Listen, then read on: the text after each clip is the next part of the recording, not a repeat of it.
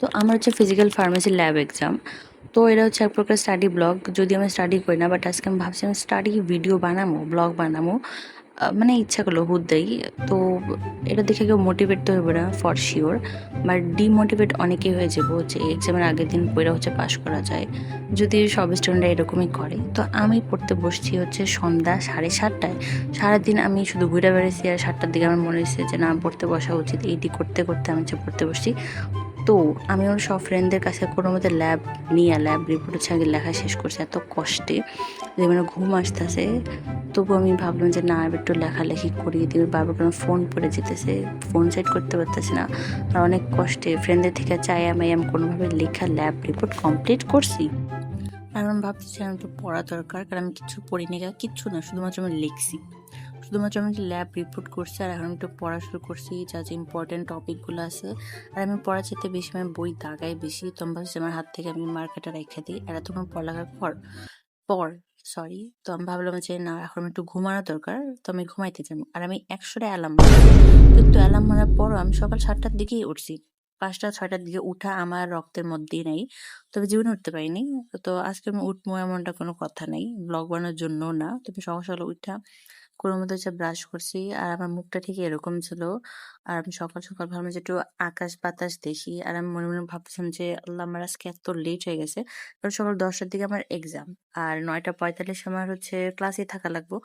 But আমার হাতে যেহেতু 1 ঘন্টা আছে, তো আমি একটু পড়ালেখা করি, একটু যে কোয়েশ্চেন গুলো আছে ওগুলো একটু দেখে নেই, কারণ যদি আবার কোনোভাবে এক্সাম খারাপ হয়ে যায়, কারণ আমি যদি আমার কোনো বান্ধবী থেকে হেল্প না পাই, তখন তো আমি পুরো একদম শেষ। প্রত্যেকের মতো একটা বাস খামু। তো যাই হোক, তো 1 ঘন্টা পড়ার পর কোনো মতে আমি ভাবলাম যে ব্যাগ ট্যাগ গোছায় নেই, সব জিনিসপত্র যা যা আছে সবকিছু নিয়ে নিলাম। আর আজকে তো আমার অ্যাপ্রন পড়া লাগবো, কারণ আজকে আমার ল্যাব এক্সাম। আর ল্যাব এক্সাম না থাকলে আমরা অ্যাপ্রন পড়ি না।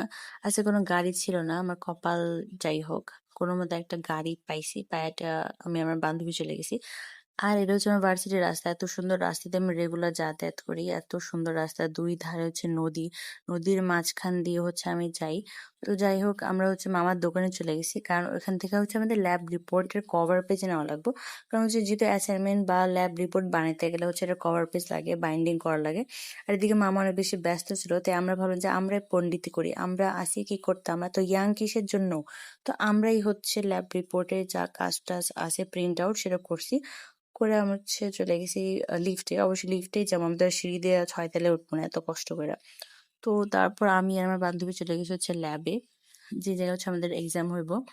যদিও এদিকে বেশিক্ষণ বসতে পারি না, কারণ এদিকে ফুপি এসে বলতেছে তোমরা সকাল সকাল এমনি বসতে পারবা না, টিচার না থাকলে তোমরা ল্যাব রুমে বসতে পারবা না, হ্যান ত্যান করে মাথা খাইলাইছে। তো যাই হোক, আমরা একটা ক্লাসরুমে যাই বসে বসে, যেখানে আমাদের আগে মিড এক্সাম হইব।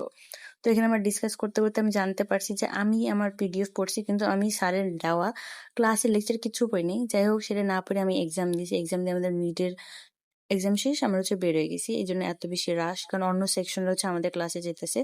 আর এটা হচ্ছে আমাদের ল্যাব রুম।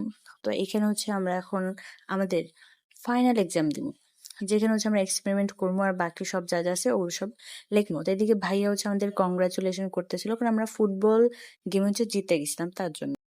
আর পুরস্কার স্বরূপ ভাইয়া হচ্ছে এটা বলছে যে তোমরা চাইলে এক্সামে একজন একজনের হেল্প নিতে পারো।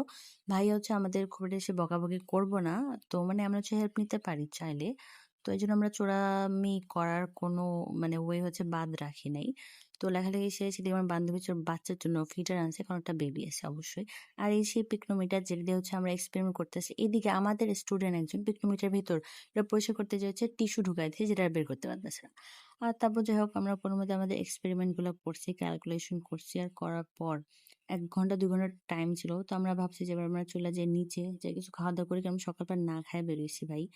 তো যাই হোক, এক গাদা ঝালমুড়ি খাইয়া টাইয়া পানি খাইয়া তারপর আমি ভাবতেছি যে এবার একটু পড়তে বসা লাগবো, কারণ একটু পর আমাদের ভাইবা। আর স্যার আমাদের ভাইবাতে কি কোয়েশ্চেন করবো আল্লাহ জানে, আমি যাই না। তো যাই হোক, ভাইবা তো দিতেছি, আমি ভাইবার কাহিনীটা বলি। আমার স্যার ম্যাথ করতে দিছে, আর আমার বান্ধবীর ভাইবাতে ইচ্ছা মতো কোয়েশ্চেন ধরছে।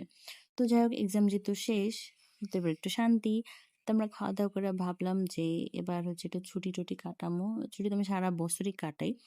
তো যাই হোক, এইভাবে হচ্ছে আমার দিনটা চলে গেছে, আমার আমার এক্সামের দিন আর কি। তো কেউ হচ্ছে এই ভিডিও দেখে মোটিভেট তো হবে না, যায়নি। বাট তবু আজকে দিনটা যথেষ্ট ভালোই গেছে, খারাপ যায়নি। আল্লাহ হাফেজ।